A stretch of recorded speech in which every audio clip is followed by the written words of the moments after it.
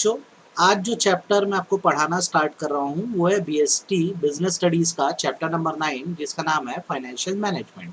देखो, वर्ड्स को स्प्लिट कर दिया जाए। जब फाइनेंशियल्स वर्ड यूज होता है तो ये रिलेट करता है मनी से, जिसको आप कई रूप में समझते हैं। मनी कैश के फॉर्म में कई लोगों के पास होता है, कई लोगों के पास उधार के फॉर्म में होता है, डेप्ट के फॉर्म में होता है यही पैसा। कई लोग पैसों को बिजनेस में लगा देते हैं, ये कैपिटल के फॉर्म में भी होता है। तो इस वर्ड को स्प्लिट कर दो, पहला काम। अब जैसे हम बात करते हैं मैनेजमेंट की, तो मैनेजमेंट का मतलब क्या होता है? किसी भी चीज़ को मैनेजमेंट करना। आज की डेट में हर चीज़ को मैनेज करने की ज़रूरत है, चाहे वो आपकी हेल्थ हो, चाहे वो आपका एंगर हो, आपका गुस्सा हो, चाहे वो समय हो, टाइम हो, चाहे आपका वर्क हो। लाइफ को अगर स्मूथली जीना है तो आपको हर चीज़ सॉर्ट आउट करनी होती है या मैनेज करनी होती है। अब हमारा जो कंसर्न है इस चैप्टर में वो ये है कि फाइनेंशियल्स को कैसे मैनेज करें या पैसों को कैसे मैनेज किया जाए। अक्सर होता क्या है कि देखो, पैसे बहुत हैं लोगों के पास, ठीक है, लेकिन लोग क्या डिसीजन लेते हैं ये बताता है कि वो पैसे आगे रहेंगे कि खत्म हो जाएंगे। जैसे दो तरह के लोग हैं, दोनों के पास 1 करोड़ और 1 करोड़ रुपए हैं। ये जो पर्सन है, इसको सपोज करो हम नाम देते थे एक्स, और जो दूसरा पर्सन उसे नाम दे देते वाई। एक्स को किसी ने बोला कि तू रातों रात 1 करोड़ को 100 करोड़ बना सकता है, जाओ तुम क्या करो, गैमलिंग में लगा दो इस पैसों को। एक्स ने कभी गैमलिंग खुद करी नहीं थी, लेकिन उसको किसी ने बोला तो उसने पूरा अपना 1 करोड़ दिया और गैमलिंग में लगा दिया। आज वो पुअर पर्सन की कैटेगरी में आ रहा है, उसका पूरा पैसा खत्म हो गया और लत अलग लग गई गैमलिंग की।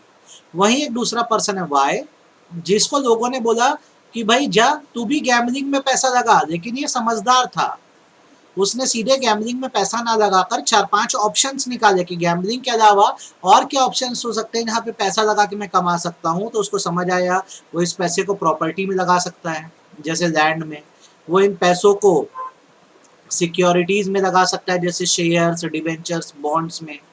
वो इन पैसों से गोल्ड खरीद सकता है, वो इन पैसों से पॉलिसीज दे सकता है। तो इस पर्सन ने अब थोड़ा दिमाग लगाया है, इसके पास अकल है, तो इसने किसी की बातों में ना आके पैसे उड़ाए नहीं।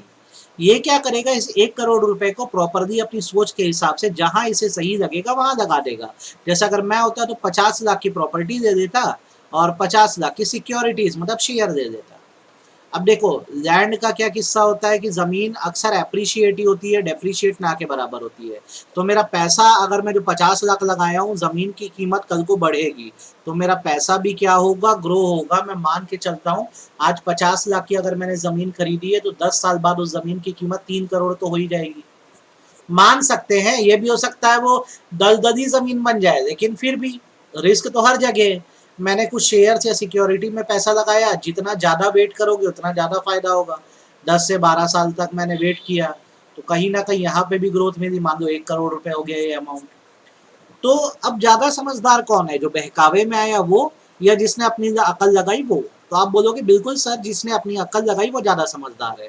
तो इस पर्सन ने अपने फाइनेंशियल्स को या पैसों को मैनेज किया है। अब आप भी अगर पैसे रखते हो या आपके पास पैसे कहीं से आने वाले हैं और आप आगे ग्रो करना चाहते हो, तो आपको भी फाइनेंशियल मैनेजमेंट करना चाहिए। मतलब इन पैसों को जो है या आने वाले उन्हें मैनेज करना आना चाहिए। तो उसके लिए आप क्या 3 बड़े फैसले लो, आपके डिसीजन ही आपको बताएंगे कि आप ग्रो कर रहे हो कि आप डूब जाओगे। सबसे पहला डिसीजन आपको लेना चाहिए इन्वेस्टमेंट डिसीजन। इन्वेस्टमेंट डिसीजन का बेसिकली मतलब होता है वेयर टू इन्वेस्ट, कहाँ पैसा लगाया जाए। देखो, अगर आपके पास पैसे हैं या नहीं है इससे फर्क नहीं पड़ता, एक सोच होनी चाहिए कि हमें आगे बढ़ना है। तो सवाल ये है कि कहाँ पैसे लगाया जाए। ये बहुत इंपॉर्टेंट डिसीजन होता है, क्योंकि जब आप ये सोचते हो कि कहाँ पैसा लगाया जाए तो अक्सर याद रखना यहाँ पे लमसम अमाउंट होगा। यहाँ पे लमसम अमाउंट इन्वॉल्व होता है, बहुत पैसा लगा होता है। और ये आपका जो दिया गया फैसला ये इरिवर्सिबल होता है। यहाँ पे आप बहुत सारा पैसा लगा देते हो तो यहाँ से पीछे हटना बहुत मुश्किल हो जाता है, ये बात ध्यान रखना।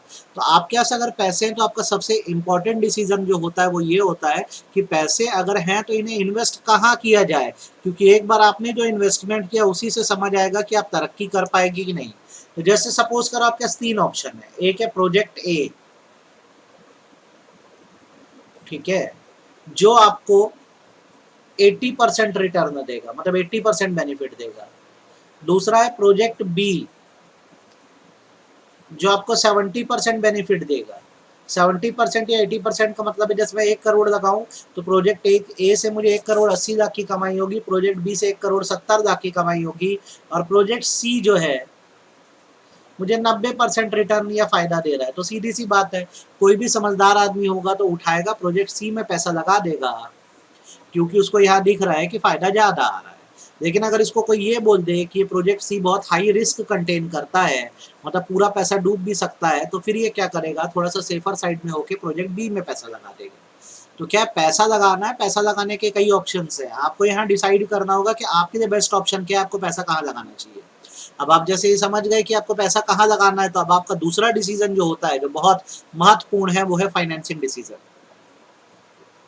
फाइनेंसिंग डिसीजन फाइनेंसिंग डिसीजन का मतलब ये होता है कि मान लिया कि हमें एक पर्टिकुलर प्रोजेक्ट में पैसा लगाना है, ठीक है, लेकिन इसका सोर्स क्या होगा, सोर्स ऑफ फाइनेंस क्या होगा, पैसा आएगा कहाँ से। मैंने तो बोल दिया कि चलो इस प्रोजेक्ट में मैं पैसा लगा रहा हूँ, मान लो 1 करोड़, पर 1 करोड़ कहाँ से आ रहा है, क्या ये मेरा खुद का पैसा है जिसे इक्विटी बोला जाएगा, या ये उधार का पैसा है जिसे डेप्थ बोला जाएगा, या फिर मैं इक्विटी प्लस डेप्ट खुद कुछ पैसा खुद का लगाऊं या कुछ उधार का लगाऊं, ये भी बहुत ज़्यादा मैटर करता है।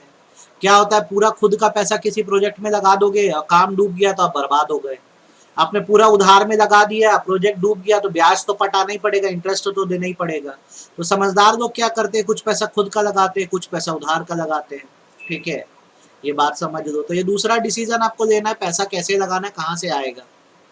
अब क्या हुआ, आपने प्रोजेक्ट में इन्वेस्ट कर दिया है, ठीक है, आपने क्या किया, इन्वेस्ट करने के लिए रास्ता भी ढूंढ दिया कि कुछ इक्विटी का मतलब ओन फंड लगाओगे, ओन फंड लगाओगे, और कुछ फंड लगाओगे उधार का जिसको बोलते हैं बोरोड फंड।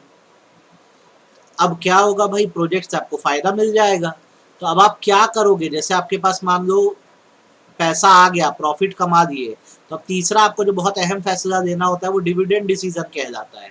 इसमें बेसिकली आपको ये डिसाइड करना होता है कि आप डिविडेंड को क्या करोगे, री इन्वेस्ट करोगे, मतलब जो कमाई करे उसे वापस पूरा लगा दोगे, या फिर इसे आप यूज कर दोगे या डिस्ट्रीब्यूट कर दोगे, ये आपको डिसाइड करना है, ठीक है। तो कभी भी याद रखना, फाइनेंशियल मैनेजमेंट में 3 चॉइसेस का ही काम होता है। सबसे पहले पैसा आएगा तो लगाए कहाँ, दूसरा पैसा कहाँ से लाएं, और अगर कल को कमाई हो गई तो उसे आगे री इन्वेस्ट करें या ओन यूज में ला दें, मतलब आपस में बंटवारा कर दें। तो कभी भी याद रखना, जब आप ये सोचोगे कि पैसा कहाँ लगाना है, तो ये इन्वेस्टमेंट डिसीजन है, इसे हम बोलते हैं कैपिटल बजटिंग। सबसे क्रूशियल डिसीजन यही है, क्योंकि यहाँ पे आप बजट बनाते हो कि कितना पैसा कहाँ लगेगा, इसलिए से कैपिटल बजटिंग बोलते हैं। ये इरिवर्सिबल डिसीजन है, एक बार दे दिया गया तो पीछे नहीं हट सकते आप। ऑप्शंस कहीं है, देखकर पैसा लगाओ। अब जब ये समझ आ गया पैसा लगाना है, तो दूसरा डिसीजन लो जिसे बोलते हैं फाइनेंसिंग डिसीजन। इसमें ये डिसाइड करो कि पैसे का सोर्स क्या होगा, क्या पूरा खुद का लगा दोगे या पूरा उधार का लगा दोगे, या मिक्स करोगे, कुछ खुद का कुछ उधार का। और जब पैसा लग गया है प्रोजेक्ट में तो फायदा भी निकलेगा, तो उस फायदे का या डिविडेंड का क्या करोगे, री इन्वेस्ट कर दोगे या उसे डिस्ट्रीब्यूट करोगे। ये 3 डिसीजन ही जो होते हैं वो फाइनेंशियल मैनेजमेंट कहलाते हैं। तो अब इसको डेफिनेशन के फॉर्म में जैसे अगर आप पढ़ोगे और फ्रॉम द बुक, तो देखिए कितनी अच्छी डेफिनेशन है। Financial management refers to efficient acquisition of finance. Acquisition of finance मतलब क्या, पैसे लाना, पैसे लाना। एफिशिएंट यूटिलाइजेशन ऑफ फाइनेंस, पैसे यूज करना। And efficient distribution and disposal of surplus, profit को या तो री इन्वेस्ट करेंगे, डिस्पोजल मतलब होता है री इन्वेस्ट कर दो, या तो डिस्ट्रीब्यूट कर दो, बांट दो। तो फाइनेंशियल मैनेजमेंट का मतलब ही यही है कि किस तरह से पैसों को लाया जाए, ढंग से इस्तेमाल किया जाए, और उससे जो कमाई हो उसका क्या किया जाए, उसे रखा जाए कि बांट दिया जाए। इससे समझ आएगा कि कंपनी स्मूथली चल रही है कि नहीं चल रही है। आज की डेट में कोई भी बड़ा बिजनेस है वो फाइनेंशियल मैनेजमेंट पे बहुत फोकस करता है, क्योंकि देखो कहीं ना कहीं कंपनी की जितनी फाइनेंशियल एक्टिविटी होती है, अच्छा कंपनी वर्ड क्यों यूज किया जा रहा है, क्योंकि सबसे best form of business company होता है। बड़े स्केल पे काम करना है कभी भी कंपनी बनाओ, तो जितनी भी फाइनेंशियल एक्टिविटी किसी कंपनी की है वो फाइनेंशियल मैनेजमेंट से जुड़ी हुई है। जैसे कि आज आप एक कंपनी चला रहे हो, अब आपको क्या है, किसी एसेट को उठाना है या एसेट को परचेज करनी है, तो आपको ये डिसाइड करना होगा कि कितनी साइज की कितनी बड़ी एसेट आपको देनी है, और उसका कंपोजिशन देखना होगा। कंपोजिशन देखने का मतलब ये है उन एसेट्स में क्या क्या है, लैंड है, बिल्डिंग है, क्या क्या है। मतलब कुल मिलाकर आप एसेट खरीदने के बारे में सोच रहे हो, मतलब आप इन्वेस्टमेंट डिसीजन ले रहे हो। तो size and composition of fix asset की जब मैं बात करता हूं, तो the size and composition of fixed asset depend upon investment decision. That is how much capital company is planning to invest. पहले आप सोच तो लो कितना लगाना है, उस हिसाब से एसेट का साइज डिसाइड करना, फिर ये देखना लैंड क्या ले लोगे, बिल्डिंग ले लोगे, क्या ले लोगे। दूसरा डिसीजन आपका ये होता है कि आपको ये देखना होता है कि कितना करंट एसेट हमेशा मेंटेन रखें। ये आपके फाइनेंसिंग डिसीजन पे मेंटेन करता है। क्या होता है, कभी भी बिजनेस को ना पैसों की रिक्वायरमेंट बीच बीच में लगती रहती है, तो हम ये डिसाइड कर देते हैं कि कितना करंट एसेट रखें ताकि कभी भी जरूरत पड़े तो उसे कैश में कन्वर्ट कर दे। जो पैसा शॉर्ट हो जाएगा या कम पड़ेगा उसको उधारी दे देंगे। तो देखो सब फाइनेंशियल मैनेजमेंट ही तो काम आ रहा है। अगर कोई एसेट खरीदनी है तो पहले इन्वेस्टमेंट डिसीजन लेना होता है कि किस एसेट में पैसा लगाएं, फिर वैसे ही हम कितनी करंट एसेट रखें जिसको बाद में कैश में कन्वर्ट कर सके, ये फाइनेंसिंग डिसीजन से डिसाइड होता है। फिर जैसे हमें डेप्थ की जरूरत पड़ती है तो लॉन्ग टर्म में देना है, मतलब लंबे पीरियड के लिए देना है या शॉर्ट पीरियड के लिए देना है, ये भी हमारे फाइनेंशियल मैनेजमेंट के कैलकुलेशन पे ही डिपेंड करता है। ठीक है, जैसे आपकी अगर एक फर्म है, ठीक है, जिसको बहुत पैसे चाहिए होते हैं तो लॉन्ग टर्म फाइनेंस पे जाती है। ठीक है, याद रखना। ठीक, देन बहुत सारी कंपनियां क्या करती है, जैसे पैसों की रिक्वायरमेंट होती है तो ब्रेकअप कर देती है। जैसे अगर मेरी कंपनी को अगर 1 करोड़ की रिक्वायरमेंट होगी तो मैं 1 करोड़ कैसे लाऊंगा, मैं क्या करूंगा, 50 लाख का इक्विटी दे दूंगा। इक्विटी का मतलब शेयर्स बेच दूंगा 50 लाख के, और बाकी जो 50 लाख है मैं अलग अलग सोर्सेज से ला दूंगा, जैसे कुछ की मैं बैंक लोन ले लूंगा कुछ का, ठीक है, कुछ पब्लिक लोन ले लूंगा जिसको डिवेंचर बोलते हैं। तो फाइनेंशियल मैनेजमेंट हमें ये बात सिखाता है कि कभी एक सोर्स पे डिपेंड मत रहो। अगर पैसा भी देना तो कई सोर्सेज से दो, इक्विटी शेयर बेचो, डिवेंचर बेचो, और भी बोरोड फंड के सोर्सेज से वहां से पैसे दो। तो फाइनेंशियल मैनेजमेंट जब आप पढ़ते हैं तो आपको रेशियो समझ आ जाता है। जैसे एग्जाम्पल के तौर पर कभी भी डेप्थ और इक्विटी का रेशियो जो होता है, जितना आप उधार देते हो और जितना आपका खुद का पैसा है किसी भी प्रोजेक्ट में, ये रेशियो 2:1 से ज्यादा का नहीं होना चाहिए, मामला गड़बड़ा जाता है। अगर 1 करोड़ खुद लगा रहे हो तो 2 करोड़ तक की डेप्थ दो, उससे ज्यादा की मत दो बेटा। देन उसके बाद फाइनेंशियल मैनेजमेंट का काम आता है profit and loss item set करने में। ठीक है, क्या होता है फाइनेंशियल मैनेजमेंट का जब आप इस्तेमाल करते हैं तो बहुत सारे आपको रेवेन्यूज भी होते हैं और एक्सपेंसेस भी होते हैं, जिसकी पूरी recording profit and loss account में जाकर होती है। तो कुल मिलाकर मेरे कहने का मतलब ये है कि फाइनेंशियल मैनेजमेंट के कारण ही आज बिजनेस सक्सेस कर पा रहे हैं।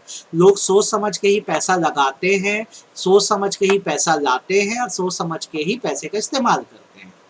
तो आपको ये समझ आ गया होगा कि फाइनेंशियल मैनेजमेंट का रोल क्या क्या है। अब हम बात करते हैं कि फाइनेंशियल मैनेजमेंट का एम या ऑब्जेक्टिव क्या है। तो देखो पहले क्या होता था, जो ओल्ड अप्रोच सोच लोगों की होती थी बिजनेस में, वो प्रॉफिट मैक्सिमाइजेशन होता था, कितना तो प्रॉफिट बिजनेस से निकाल लिया जाए, लेकिन फिर लॉन्ग टर्म में ना बिजनेस चल नहीं पाता था।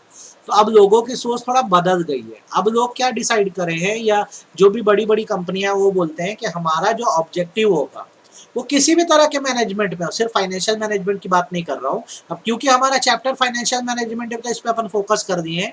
हमारा बिगर एम होना चाहिए, हमारा एम होना चाहिए वेल्थ मैक्सिमाइजेशन, सबका साथ सबका विकास, सब साथ में ग्रो करे, कोई भी कंपनी से निराश ना हो। तो जो मेन ऑब्जेक्टिव फाइनेंशियल मैनेजमेंट का भी होता है वो होता है शेयर होल्डर की वेल्थ को मैक्सिमाइज करना। भाई जो हमारे बिजनेस में विश्वास करके पैसा लगा रहा है उसको ग्रो करो ना, सबसे जरूरी तो यही है। तो कोई भी फाइनेंशियल मैनेजर जब होता है, जब वो डिसीजन देता है, चाहे वो इन्वेस्टमेंट डिसीजन हो, चाहे फाइनेंस डिसीजन हो या डिविडेंड डिसीजन हो, शेयर होल्डर के बारे में सोच कर देता है। वो ये सोच कर डिसीजन देता है कि जो कंपनी के शेयर होल्डर हैं उन्होंने बड़ा विश्वास करके इस कंपनी में पैसा लगाया तो उनको ज्यादा से ज्यादा फायदा पहुंचाया जा सके। हाउएवर इससे ज्यादा भी इसके ऑब्जेक्टिव्स हैं, जैसे फाइनेंशियल मैनेजमेंट के ऑब्जेक्टिव को 4 हिस्सों में अगर डिवाइड किया जाए तो फाइनेंशियल मैनेजमेंट हम इसलिए कर रहे हैं ताकि प्रॉफिट मैक्सिमाइज हो, नंबर 1।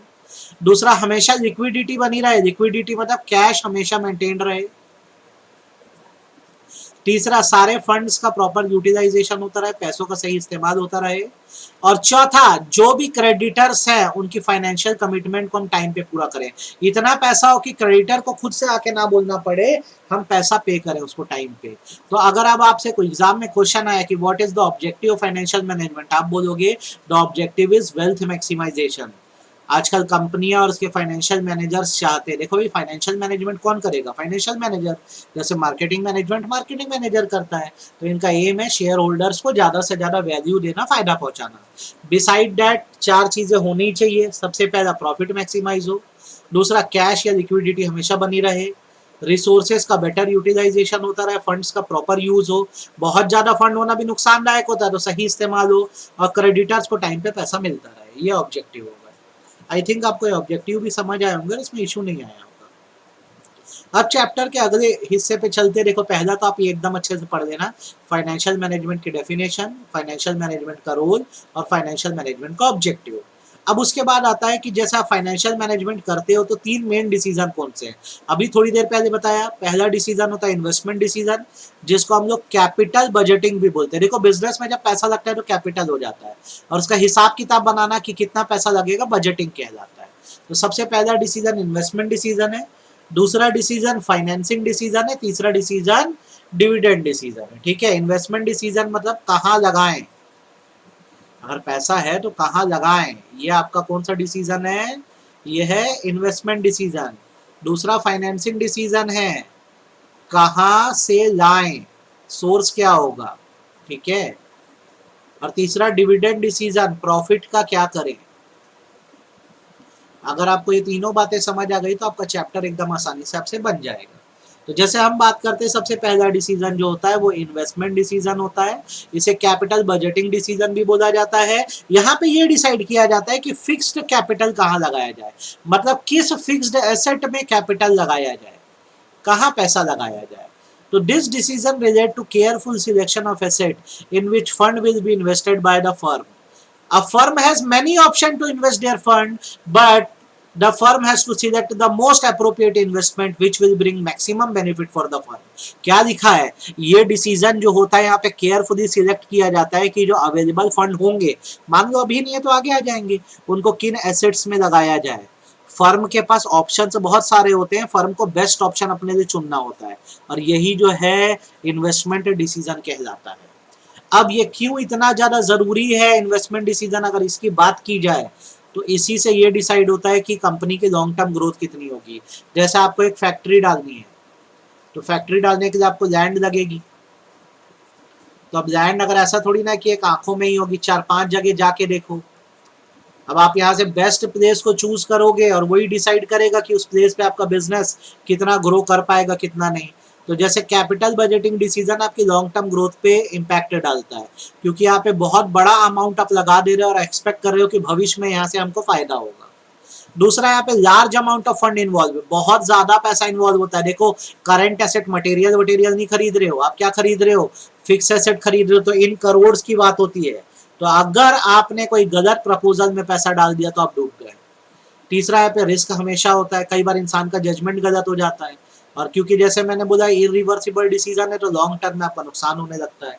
और एट लास्ट, जैसा मैं बार बार रिपीट कर रहा हूँ, कैपिटल बजटिंग एक इरिवर्सिबल डिसीजन है, एक बार दे दिया गया तो आप पीछे नहीं हट सकते। तो देखो इन्वेस्टमेंट डिसीजन का इंपॉर्टेंस या स्कोप क्या है। सबसे पहला, इन्वेस्टमेंट डिसीजन ही डिसाइड करता है आप कितना ग्रो करोगे। दूसरा, इसमें बहुत ज्यादा फंड इन्वॉल्व होता है।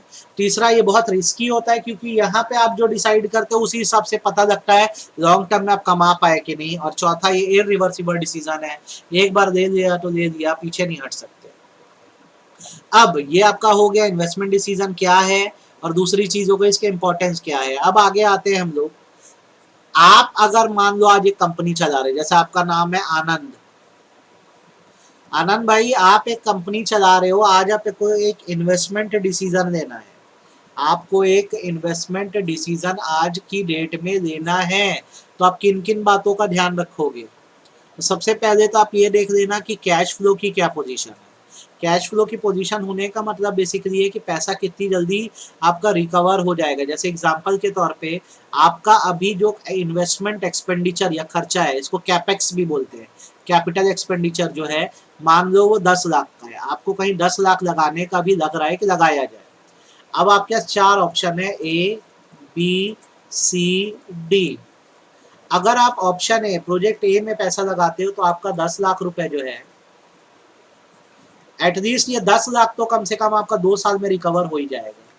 मतलब बिजनेस करोगे, पहले कोई भी बिजनेसमैन क्या सोचता है, जो खर्चा किया हूँ, जैसे मैं 10 लाख खर्चा कर रहा हूँ, मेरा वो निकल जाए कम से कम पहले, तो भाई 2 साल में इस प्रोजेक्ट से आ रहा है। दूसरे प्रोजेक्ट में आपका 10 लाख रुपए 4 साल में आ रहा है। तीसरे प्रोजेक्ट में आपका ये 10 लाख रुपए अगर आप लगाते हो तो 1 साल के अंदर रिकवर हो जाएगा, और चौथे प्रोजेक्ट में ये 10 लाख रुपए आपका 1.5 साल में रिकवर होगा। तो कोई भी समझदार आदमी तो यही सोचेगा ना, मेरा लगाया पैसा जल्दी निकले, तो भाई वो प्रोजेक्ट सी को चुनेगा, क्योंकि यहाँ पे 10 लाख जो लगाए हो 1 साल में रिटर्न हो जा रहा है। तो आप क्या करते हो, जैसे आपके बहुत सारे ऑप्शन होते हैं पैसा लगाने के, बहुत बड़ा अमाउंट लग रहा है, तो आप देख लो कि प्रोजेक्ट से कैश फ्लो जनरेट होगा कि नहीं, मतलब टाइम टाइम पे पैसा आता रहेगा कि नहीं। तो जिस प्रोजेक्ट से ज्यादा अच्छा पैसा है वहां पैसा लगाओ। दूसरी चीज, आप रिटर्न ऑन इन्वेस्टमेंट देखो। अब क्या अपन ये डिसाइड कर दिए 10 लाख लगाए थे, उतना तो वापस आ गया, कैश फ्लो आ जाना चाहिए। दूसरी चीज आप ये देखो कि रिटर्न कितना आ रहा है। जैसे आपको कई जगह पैसा लगाने के ऑप्शन है, प्रोजेक्ट ए में पैसा लगा के 10% का प्रॉफिट है, और प्रोजेक्ट बी में पैसा लगा के 15% का प्रॉफिट है। रिटर्न मतलब प्रॉफिट होता है। सीधी सी बात है, आप प्रोजेक्ट बी में लगाओ ना पैसा, क्यों? क्योंकि आपको ज्यादा फायदा देगा यार। तीसरी बात, आप थोड़ा सा अपना इन्वेस्टमेंट क्राइटेरिया भी देख लो। कई बार क्या होता है, लोग ना पैसा जल्दी रिकवरी के चक्कर में गलत जगह पैसा लगा देते हैं। तो जैसे आप कहीं इन्वेस्ट करने जा रहे हो तो कई चीजें देख लो, जैसे आप जिस जगह पैसा लगा रहे हो वहाँ लेबर अवेलेबल है कि नहीं, टेक्नोलॉजी अवेलेबल है कि नहीं, मटेरियल अवेलेबल है कि नहीं, मशीनरी अवेलेबल है कि नहीं। जिस प्रोजेक्ट के पास ये सब चीजें अवेलेबल होगी और जहाँ टाइम पे पैसा आएगा, आप क्या करना, वहां पैसा लगाना। तो आप जब भी इन्वेस्टमेंट डिसीजन लोगे ना, खुद भी तो ये बात याद रखना, सबसे पहले तो कंपेयर कर देना कि कहाँ से पैसा जल्दी रिकवर होगा। दूसरा, प्रॉफिट कौन ज्यादा दे पा रहा है, कौन सा प्रोजेक्ट। और तीसरा, और भी चीजें देख लो, जैसे लेबर, मशीनरी, ये सब अवेलेबल है कि नहीं है। तो ये आपका इन्वेस्टमेंट डिसीजन है। ये पहला लेक्चर आज मैंने आपको दे दिया है। अब मैं जो दूसरा लेक्चर आपको भेजने वाला हूँ, उसमें आपको मैं फाइनेंसिंग डिसीजन और डिविडेंड डिसीजन समझाऊंगा। लेकिन उसके पहले ही आपको एकदम अच्छे से आ जाना चाहिए और इसमें कोई डाउट नहीं होना चाहिए। तो आज का लेक्चर बस इतना ही। Thank you.